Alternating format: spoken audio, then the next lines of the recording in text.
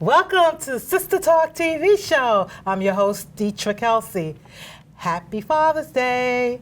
Father's Day is just a couple of days away, and I am here with an all-male panel. So those you know, we always have women talking about hot topics, trending, and entertainment and all that.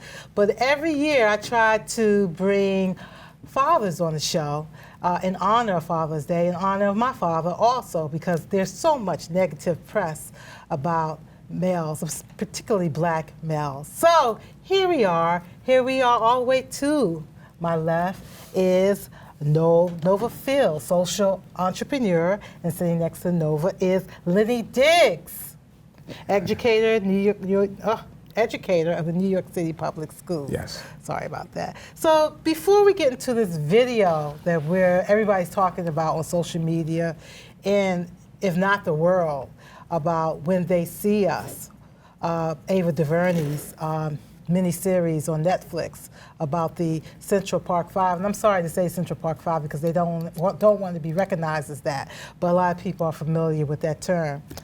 I want you all to get to know my guests. So, Nova, let's start with you. You're a social entrepreneur. Mm-hmm. Okay, so what does that mean? What do you do? Well, I come from education as well. I've worked for CUNY for a number of years, and I come from a family of academics. And but what we've realized is that, you know, for our community to go even further beyond just education and academia, we really do have to control our businesses. So over the last few years, I've become a book dealer. I'm doing import and export between here, West Africa, and East Africa.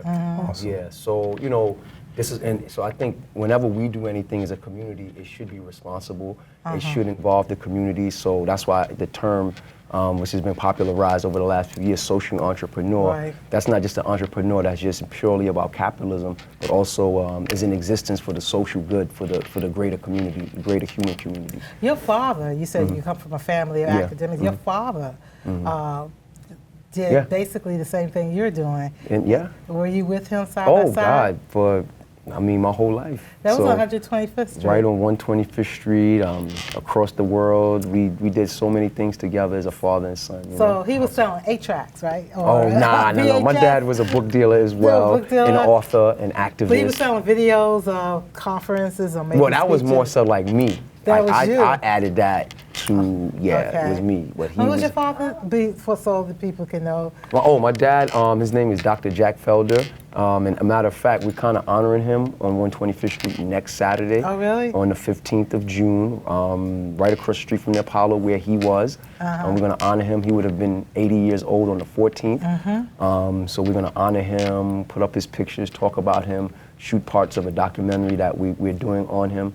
And those are the things, like you said, we have to do to honor our father and our community and our ancestors. Okay, thank you for appearing on SISTAH Talk today. Thank you, Deetra. And remember, you all can call in and ask us any questions at 212-757-1393. That's 212-757-1393. Mr. Diggs. Yes. Lenny Diggs. We have to call teachers. I should have called you Mr. Fields or Dr. Fields or Mr. Diggs. You're educator of the New York City Public Schools. Yes. Tell us a little bit about yourself. I grew up in Harlem. Oh, yes. Native New Yorker. Was educated in public schools in New York City. I went to high school in Long Island, though. I've been a teacher for over 20 years. Wow. I don't want to tell you exactly because I want to be a little younger. I went to college in the South. What college is that? I went to the Citadel. It's a military college. Yes, Okay, All right. okay. And I have 2 masters, master's from Fordham, master's from CCNY. My first job out of college was worked in the engineering field and then read a book by Jawanza Kunjufu. Okay. I probably bought it from your father's store. Maybe. Right? And changed my life. I counted a conspiracy to destroy black boys. And I said, you know what, I want to be a teacher. Right, okay. And here I am. So what type of lessons do you give? What type of subjects do you teach? I teach math. Math. And wow. for the last couple of years, I've been teaching financial planning. Oh, that's beautiful. great. That's beautiful. Wow, you know, so are you teaching in Harlem or are you outside? I actually teach in Midtown. Midtown. Well, it's New York City. New York City. We serve kids from all over the city. That's the thing that's unique about New York. You know, we don't have neighborhood schools. Right. Children have an opportunity to go to different neighborhoods to go to school. So I have kids that I teach who live in the Bronx, live in Brooklyn, Queens, you know, Uptown, Polo Grounds. You know, when I was a substitute teacher many moons ago, I didn't see a lot of black teachers. Is that still the case? Well, it depends. You know, you see a lot. Black male teachers, I'm sorry. And that was one of a main point by Jawan's Kunjufu that stood out to me. He says, you know, what I loved about the book, what I read at the time, he talked about some of the problems that we had, but he also gave solutions. And one of the solutions he gave was that we need more black male teachers. And I was like, man, you know, I can do that. Really? So that's what happened. Okay. So, yeah, you know, in my school, I think we have, out of the teaching staff, probably about 3 African-American teachers. Really? Yeah. African, how about males? 2 males. Oh. 2 males? 2 males. That's good, so they're coming back. Probably, 1 female. Okay. Yeah, but that's a small percentage of the faculty. Now, if you go to like Brooklyn or the Bronx, you'd see a greater number, more represented. Really? Yeah.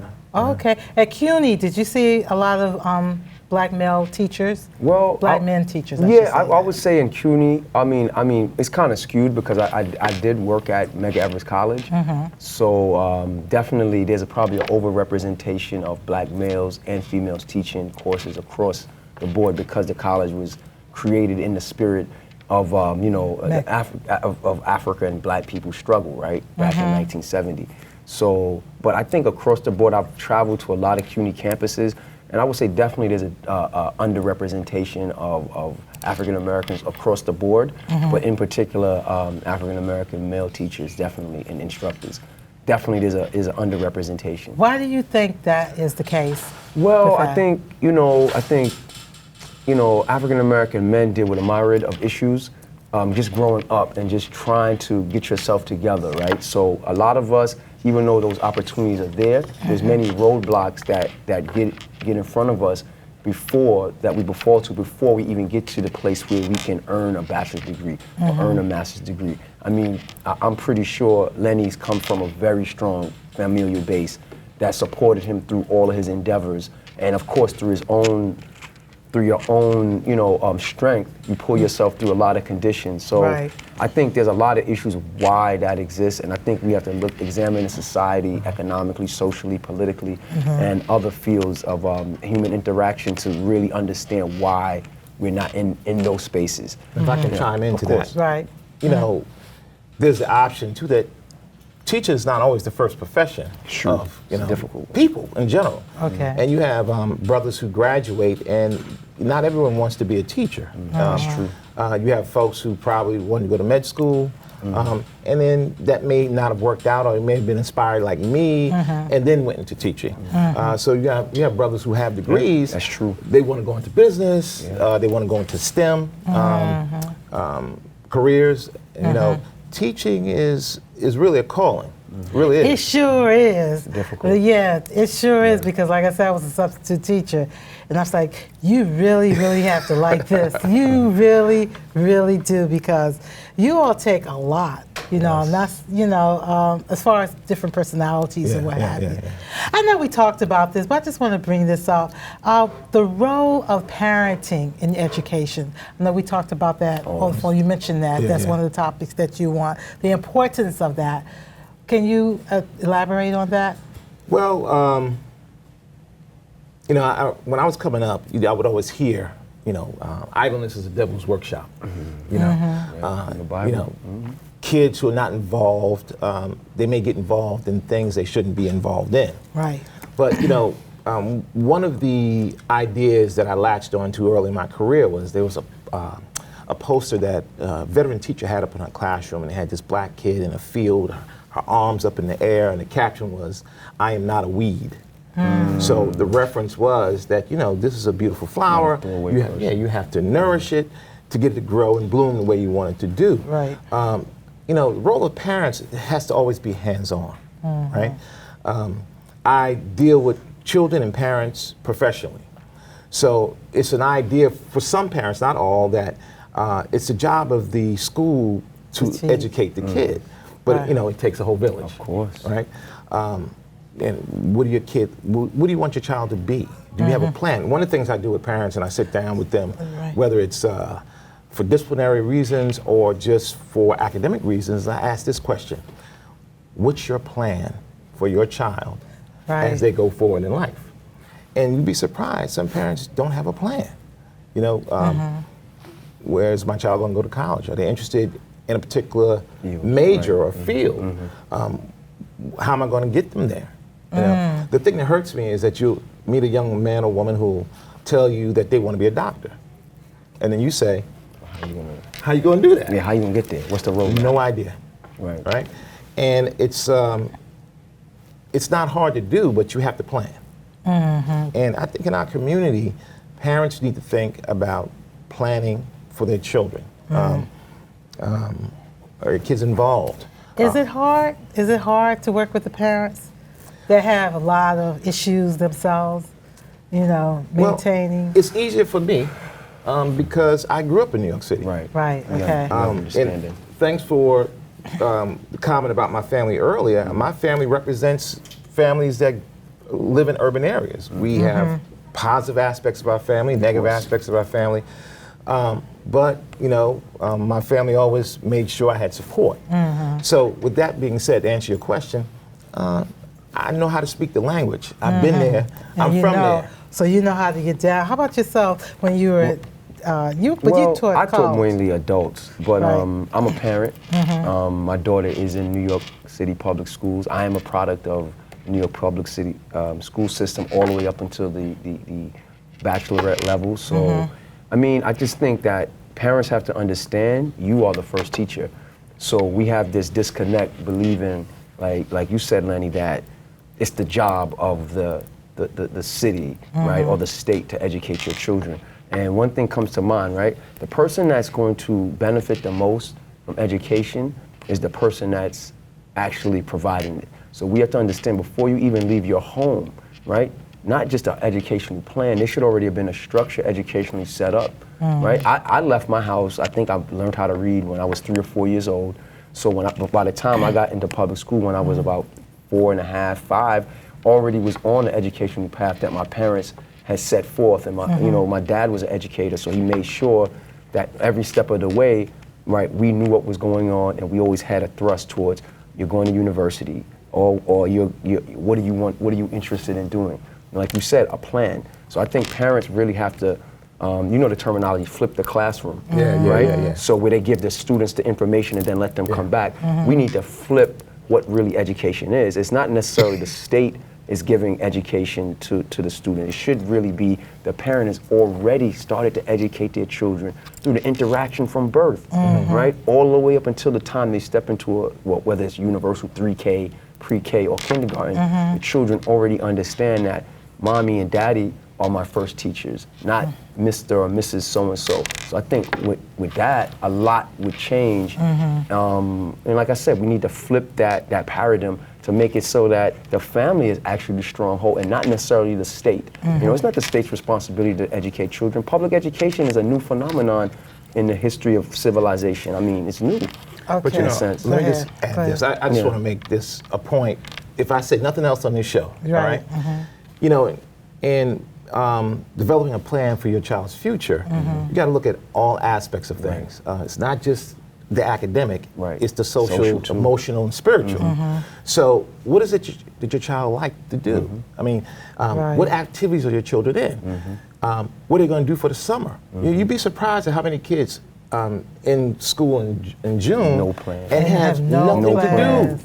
So, and it doesn't take money. Like you have free programs in the city. I believe that too. But go ahead, one is Girl Code, where girls learn how to program. And it's free, right?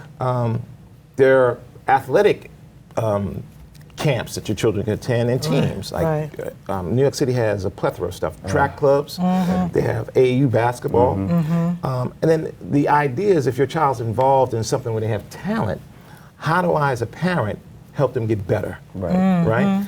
How do I get involved? You know, I taught 1 year, a couple years at Fred Douglass Academy, and I was the chess coach.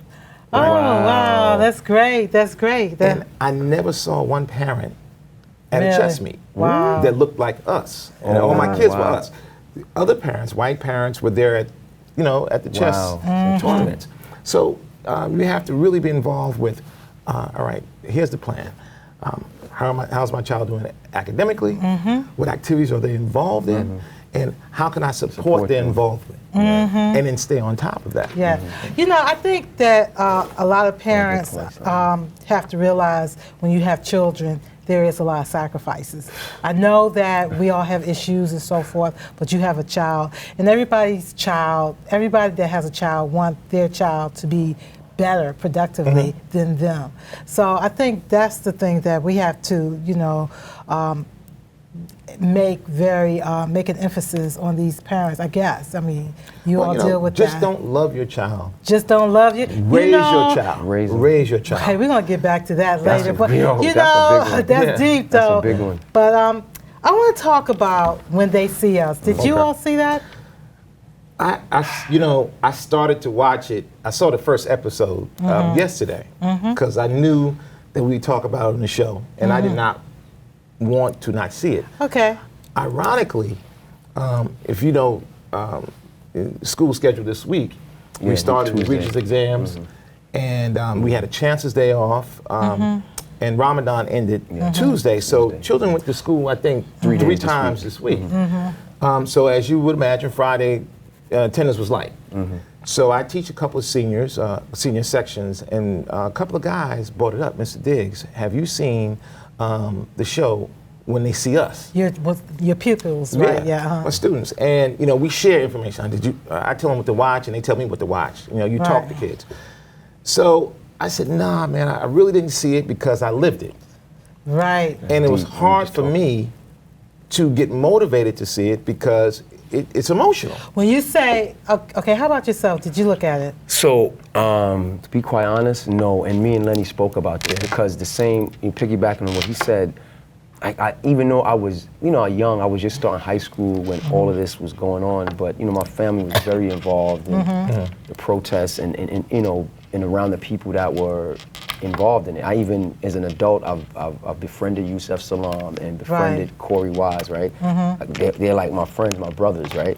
So I just felt like it was just hard to get the motivation to sit there and go through this live action trauma. Right. So honestly, no, because I know the story so clearly. So clearly. So and it's not just the story. Their story is the story of us. Okay, call the show, please. 212-757-1393. 212-757-1393. We're gonna take a video break. Continue the discussion of When They See Us by Ava DuVernay. Now, I did see the first episode. I'd like to speak to it. It's just us. You and us. Who you were in the park with? I don't know names. I just got lost. Where did you see the lady? One lady. The female jogger was severely beaten and raped. Every black male who was in the park last night is a suspect. I need all of them. What's going on with my son? Your son was involved in a rape in Central Park. Wait a minute. Wait a second. They saw you rape the lady. I didn't see a lady or hit anyone. I didn't see any lady. Kevin. I didn't see any lady. I want to see my son right now. Right now. Whatever they said I did, I didn't. I know. Zoning on the road. Nothing in these boys' state matches the central facts of the crime. All we need is for one to tie this whole thing together. These tapes are not as clean as the state would have you believe. There is injustice happening here. There is not one shred of evidence. Imagine the frenzy of these teenagers ripping off her clothes. They innocent of these crimes. They are guilty.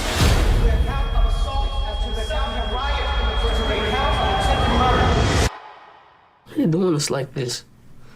What other way they ever do us? these dreams. I keep hearing these footsteps, and they coming closer and closer. That's me coming to bring you home. They said if I went along with it, that I could go home, and that's all I wanted. The police will do anything. Lie on us, they will lock us up, they will kill us. This is my life. I don't think we should admit to something that we didn't do. Okay, we keep fighting.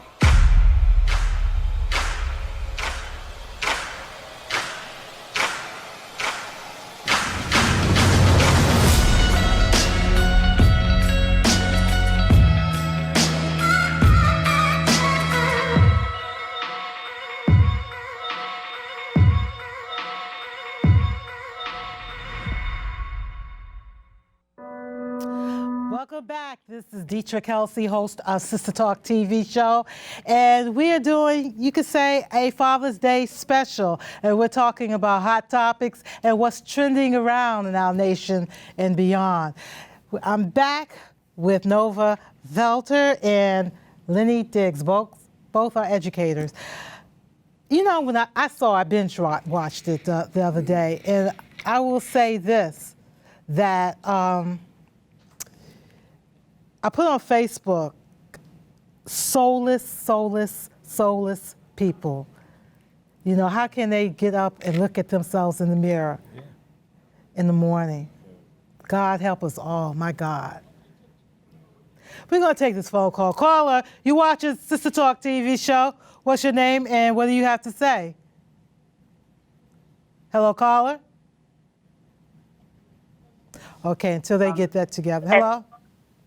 Yes? Hi, my name is Constance. Hello. Hi, I hear you. Hi. Hi.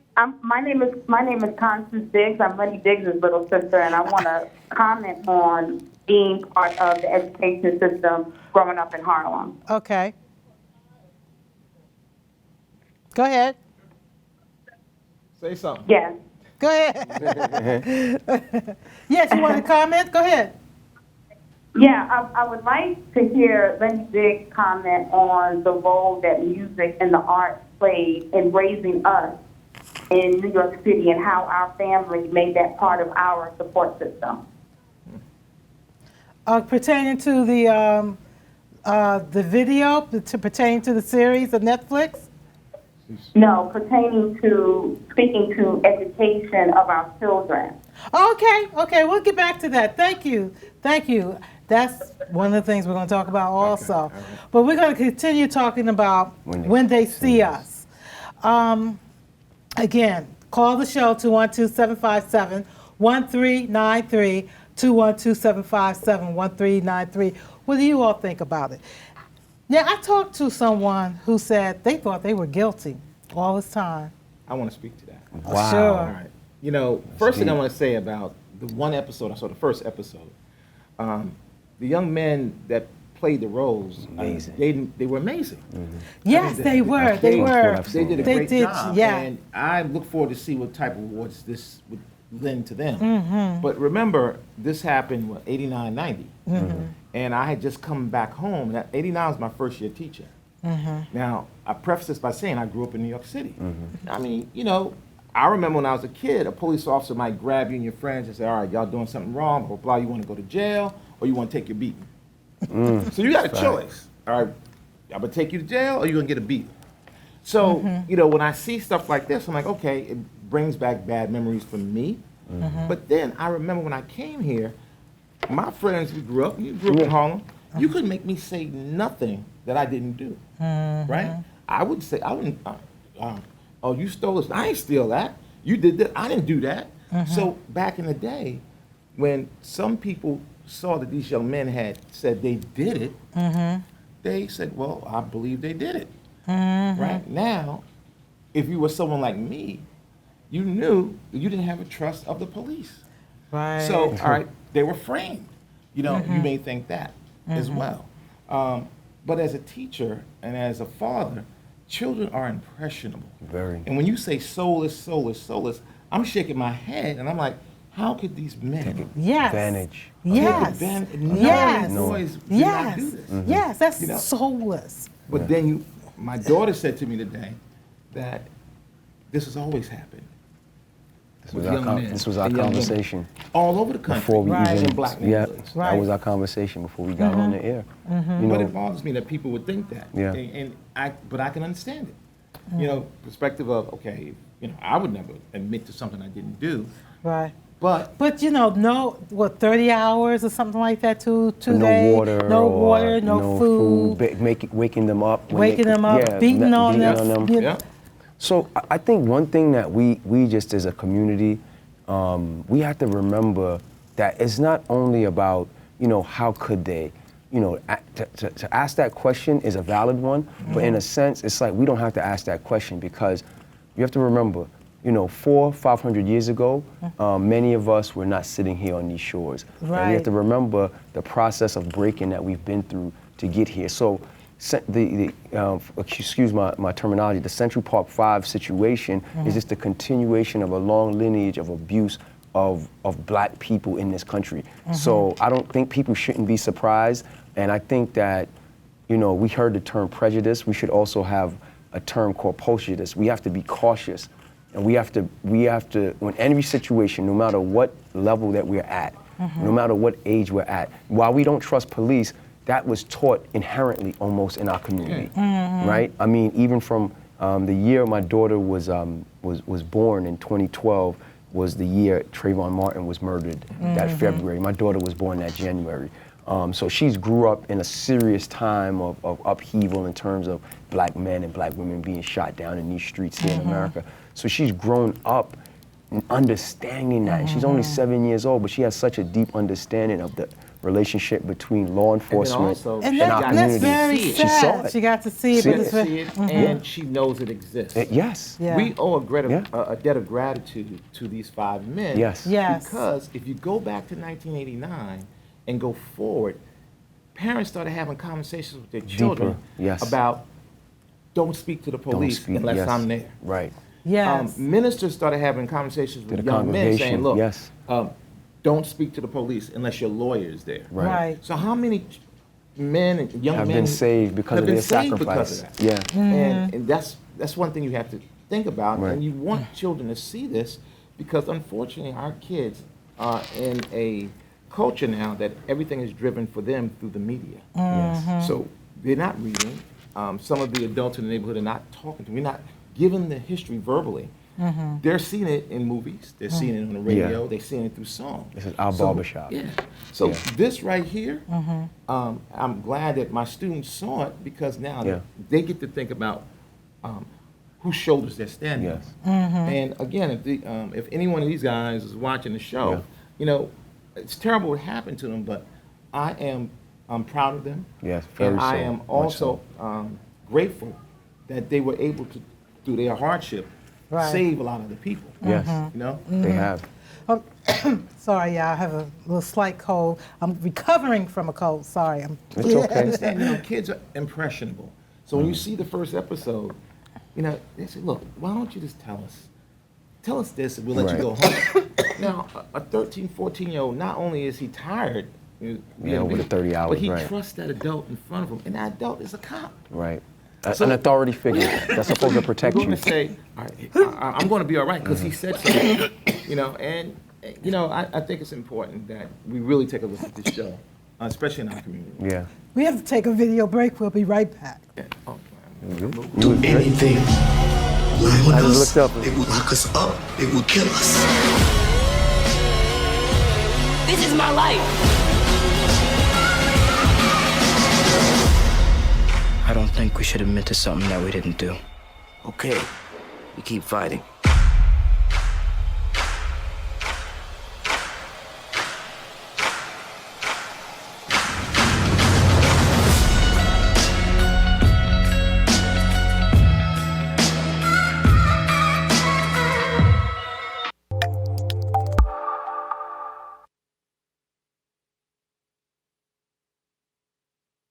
She says, every kid who was in the park is a suspect, right? Black kid. Black kid. Now, here's the burden of being an African American man in the United States. You're a suspect all your life. Your whole life. So even, I will admit that walking down the street right now, people are not moving out my way like they used to when I was younger. But, you know, you still have that stigmatism, like, all right, I don't want to be thought of as a suspect because everyone thinks you're a suspect. Right. And the thing that's hurts me is that you have black people who think of black people as suspects, particularly black men. Yes. So when I hear this this comment that's being made here, that's something that, you know, we've been fighting against all our lives, and it really sticks out to me. What she said: every black kid, boy, in the park is that a night suspect. Is a suspect. Right. Not the right or correct person that fits the description or actually was there in that area, because Central Park is not like 2 blocks long. It's, right? You know, yeah, it's huge. It's just the center of the You're whole presumed city. guilty, right? Because you're a black kid in the park. I think it's important for us to also look at like policing, the history of policing in America. Yes. Right? See, policing from our perspective as a community evolved out of like the overseer slave catcher system, right? And it's a tremendous documentation and historical record that proves this, right? So we have to understand that, you know, no matter what, we're always suspects. Well, like, you know, people don't want to sit next to you on the subway, or, you know, people see you walking, like you said, down the street and they cross to the other side or move out of your way. So, and I think, you know, I'm at an age where I got a little more gray now, but still, because of my stature. I think we both do. And, you know, because of, you know, just my general energy, that's still a reality for me. And I don't know why, because I love you all's energy. Okay, so we're gonna move on. Please call the show 212-757-1393, 212-757-1393. Happy Father's Day! Thank you, thank you. You know, again, I like to do this type of show is to honor black men, because we are, like the title says, when they see you, they think of animals and what have you. When I saw the whole thing, one of the witnesses, I suppose, was saying that, yeah, I heard they were grunting and grunting because some kids were acting crazy in the park, and but they were, you know, heckling her. They weren't grunting, you know. She had to rephrase that. But here's what I want to ask you all, and this is my director's thing. I want to ask you, is it appropriate to wish single mothers happy Father's Day? He's starting trouble. Yeah, he did. 212-757-1393. No, I was about to say, I was going to let you answer that. You know, I don't have an opinion about that. There are a lot of mothers who are raising children by themselves, right? Even when fathers are alive. I do think it takes away from the role of a father, even if he's not there, to this rich mama, happy Father's Day, but she's everything to the kid, right? I think just wishing a happy Mother's Day is appropriate, you know, and you love her double, right? If Dad's not around, you love your mom double on Mother's Day. And then, you know, again, if you're a mother, a single mom, just remember I said this is not me, this is Jawanja Kunjufu. He said, raise your sons, not just love them. So you have situations with single moms, that kid can't do nothing wrong, right? Absolutely, yeah. You raise a spoiled brat. As a teacher, I know you raise him to be the husband or the father you would want him to have, right? You know, and that's it. So I would like to say, you know, part of my story is last year I lost my daughter's mom. Oh, I'm sorry to hear so about that. A lot of people have said, now you're a mother and father. So I'm very clear to tell them, like, no, I'm not her mother. You know, I'm her father, and I will raise her and love her to the best of my abilities. And one thing that we have to remember, right? It takes a village to raise a child. Absolutely. You know, this is not coming from Hillary Clinton. This is an African proverb, an African reality to this day. So we have to remember that it does diminish, I do think it does diminish the role of the father, whether he's there or not, to say, you know, happy Father's Day. And another thing too, in America, we get caught up in a lot of capitalist things, right? Now, the creator of Mother's Day was very upset with how Mother's Day took a twist. She never intended it for it to be a capitalist holiday. She intended it to be a day where you really honor mothers. So I say this, and me and my mom talk about this all the time, and my dad, when he was with us, we talked about it all the time, that Mother's Day, Father's Day, Grandparents' Day, Siblings' Day is every day in our community, right? And from our perspective. So we should take time to honor everybody who is important to our village at all times, right? And we don't have to, and I think, you know, me and one of my good friends that we used to teach together, my friend Damien, he always gets very upset, and he's a man that grew up without his father, but he's very upset around Father's Day because of just, there's a lot of negative angst in our community towards the male not being there many times. You know something, but there are a lot of women that may agree with what you just said about how black men are received. There are a lot of women who believe that they can raise a child by their own. They don't need that male, that masculine figure and all that. What do you say about that? Is it important to have a child? Is it important for a child to have a father or a male figure in their life? I think it's important for a child to have as much support as they can have. Even statistically speaking, okay, children fare better with both parents. Yes. All right. Okay.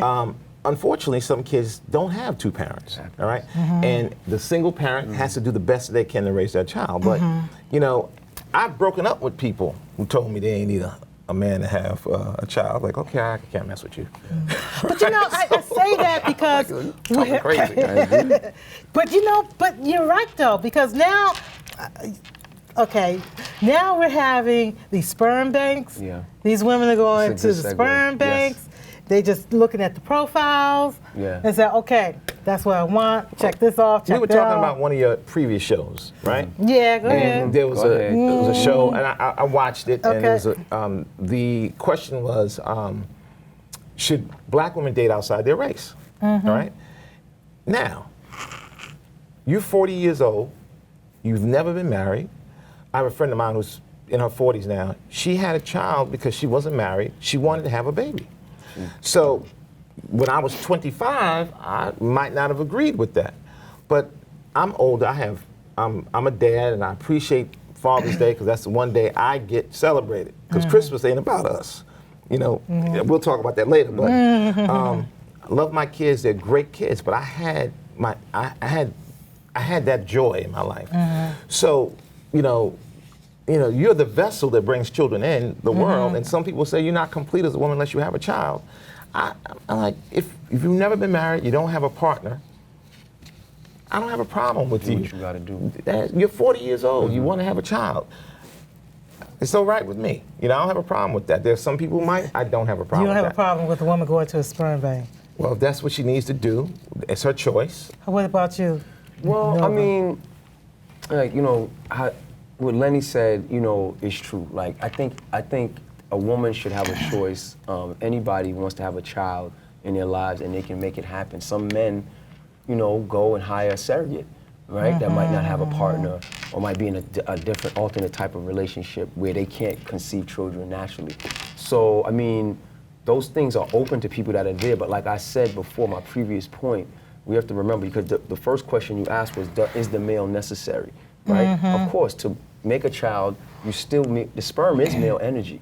So, of course, so that means to raise the child, you need that male energy. And, you know, like my dad growing up, like I said, he didn't have his dad, but he had a stepdad.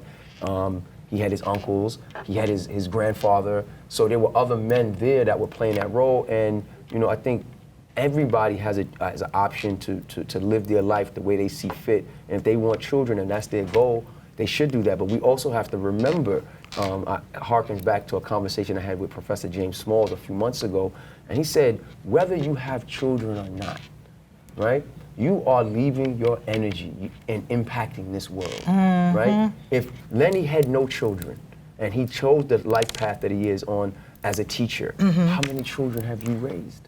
Or have you been part of their lives? So those are your children as well. So we all leave our energy. We're all responsible for another life and for each other. So I think, you know, I think it's the society westernization, what we live in, it makes you feel inadequate if there's things not in place, if you don't have this by this age, if you haven't accomplished this. Yeah. And I think in our, and I'm saying our, I mean a traditional African sense, you know, we are all part of the village. We are all part of that mother-father experience, especially when you cross a certain threshold, right? So I think all of us in many ways are mothers. All of us are fathers. All of us, you know, if you live long enough, become an elder. You know, people, I have guys 20 years my junior calling me, you know, you the OG. I don't feel like an OG. Yeah. But to them, they look up to me as a certain type of male father figure. So I think we have to rearrange some of our priorities and our thinkings around our cosmology as opposed to just steeping ourselves in westernization. Because sometimes those ideas are good, but then sometimes they're dangerous for us as well. But you know, having children and raising children is potentially the hardest job you ever had in your life. You need help. You know, you need help. You need a partner that can help because it's hard work. It's very hard work. So a person who does it by themselves, they can do it. Right. But you're going to be exhausted. But you know, the roles have flipped. Right now. Yeah, but you know, the roles have pretty much flipped. When I was growing up, the women really usually took care of they were hands-on. And the father, you know, worked, came home, maybe go fishing here and there for the kids and stuff like. I'm somewhat let's go back to what I said earlier. You have to have a plan for your child. Right. So, you know, I was blessed in that in my household, my kids grew up in a household that had two parents, and we had roles. You know, I was the guy that took them to soccer practice, track practice, helped with homework. Mom helped with homework, and we was a tag team thing.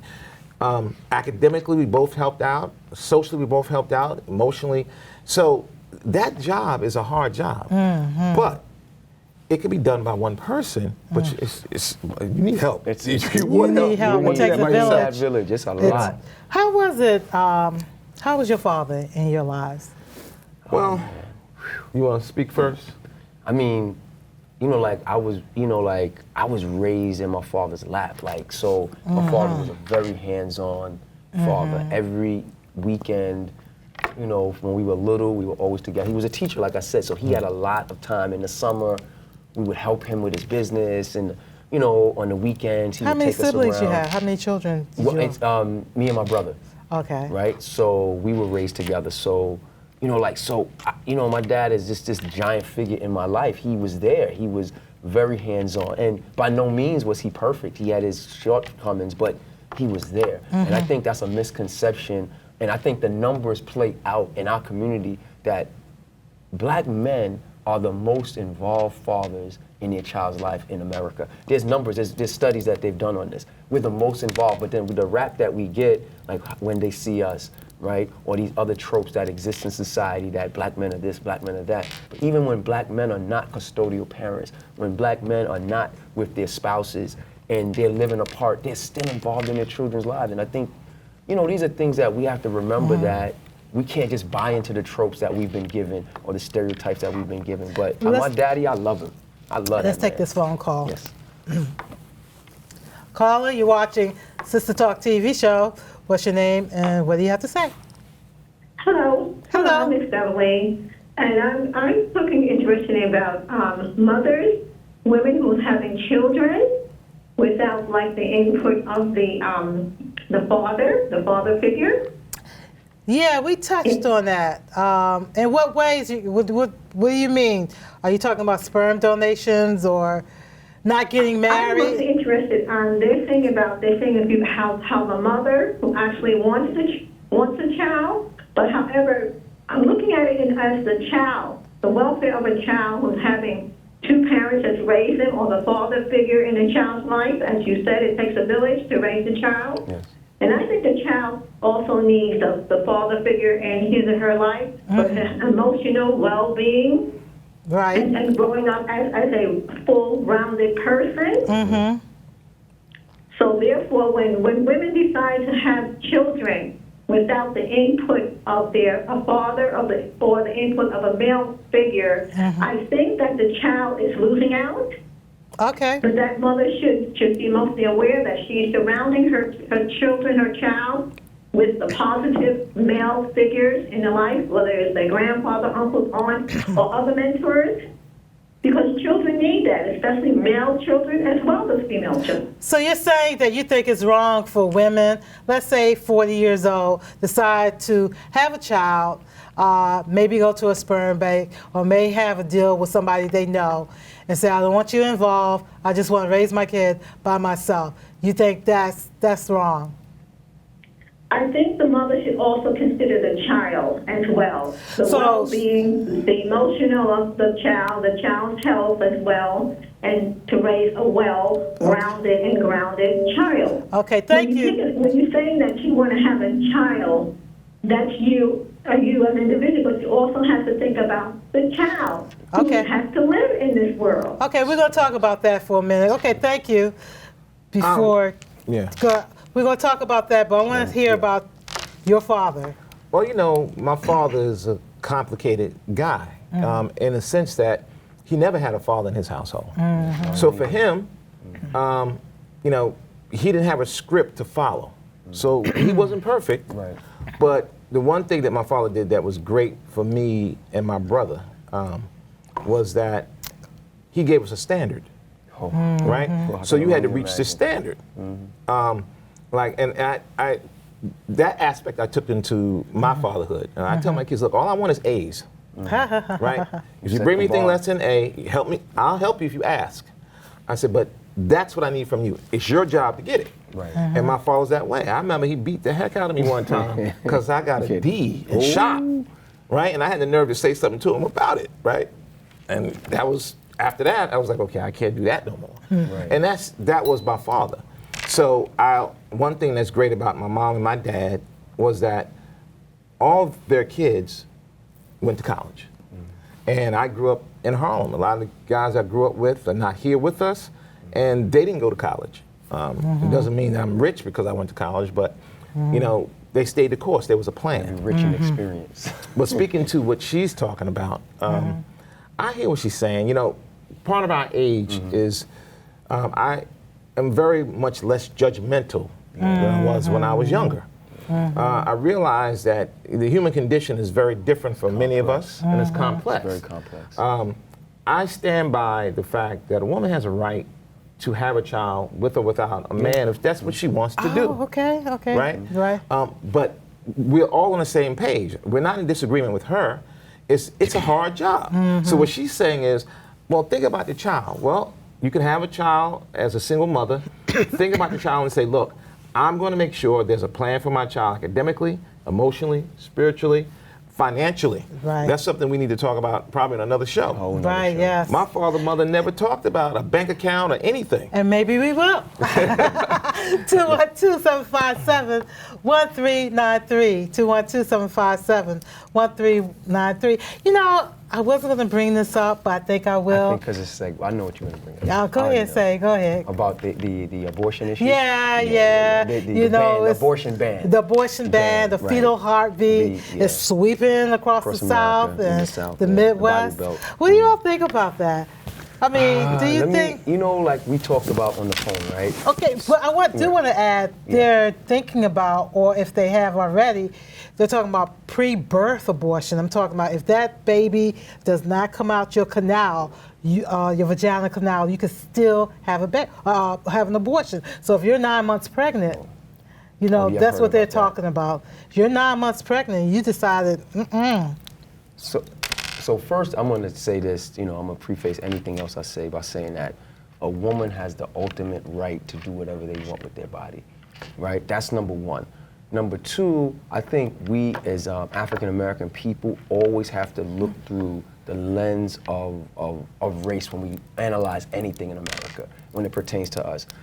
The abortion issue in our community is a different issue because Margaret Sanger, right, and Planned Parenthood, historically existed for eugenic purposes in our community. Yes, they So did. we cannot forget about that. If anybody, please, I don't know if it's on YouTube or you can watch it on Netflix or another streaming service, watch the film Ma'afa 21. It's a very clear depiction of what that organization wants from our community in terms of abortion. And they So we have to recruited look at it. preachers, Yeah. ministers to Yes, to diminish our population. Let's just call it what it is, right? That's what it is. So when we look at abortion, we have to look at it differently. Yes. Right? So a lot of the times when we talk about abortion clinics or Planned Parenthood and other clinics, they exist in our neighborhoods when it's the inner city. Right. Right? Now the Bible Belt is a different animal.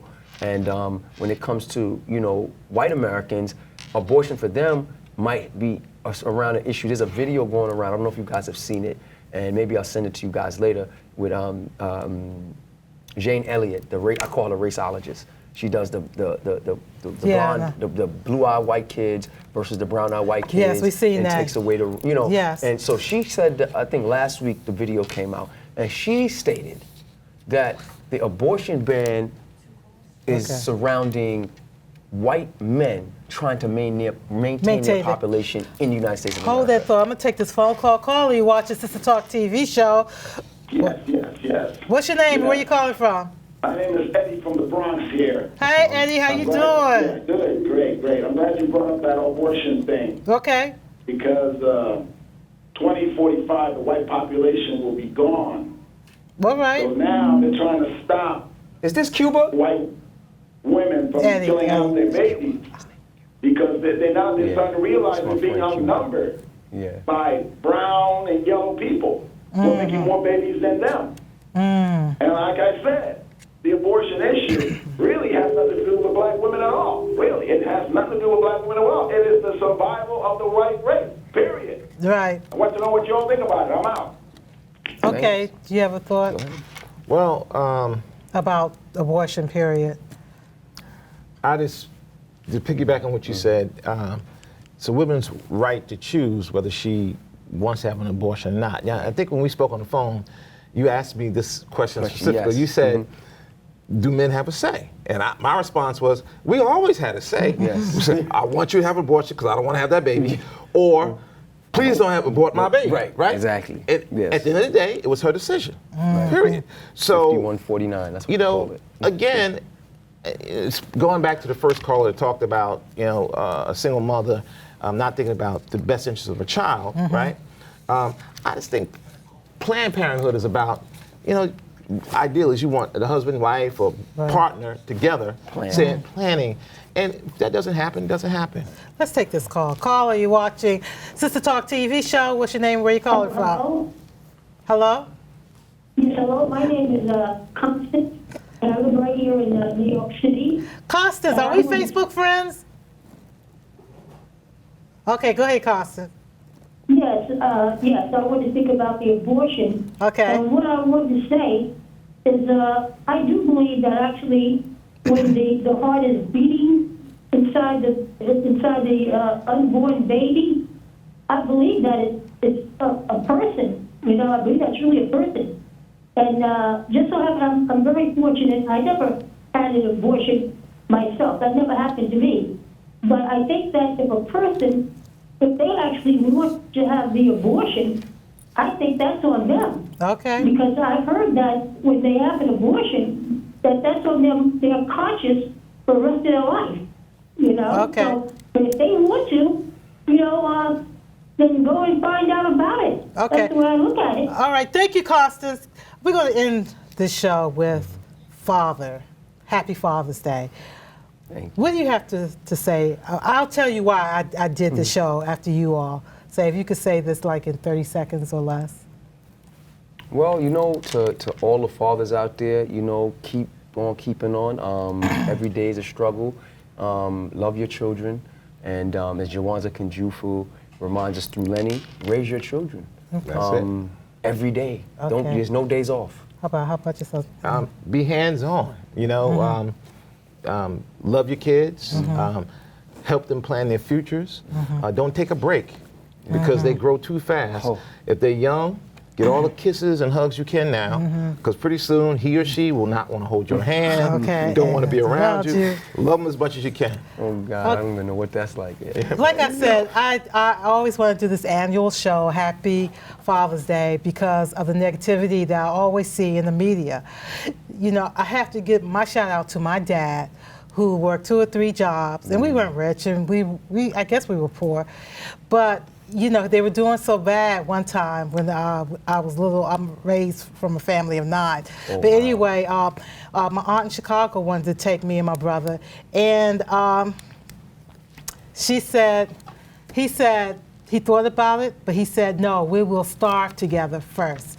Happy Father's Day, Daddy, and I love you. This is Deetra Kelsey, and I am wishing you peace, love, and remember to stay in the light.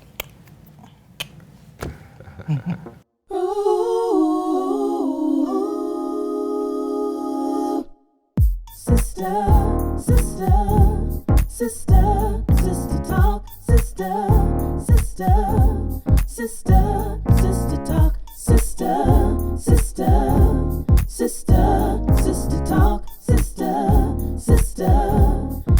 talk, sister talk. Something on your mind anytime. I'm here to listen, sister talk. When you need someone who understands, I know what you're missing, sister talk. No matter what you're going through, don't worry, I ain't going nowhere. Sister talk. If you ever feel alone, say the word, I'll be right there. Sister talk, sister talk, sister talk,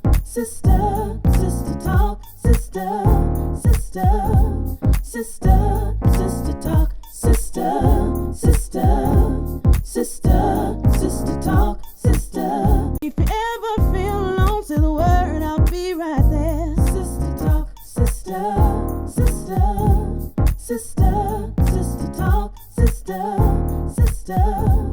Sister talk. Sister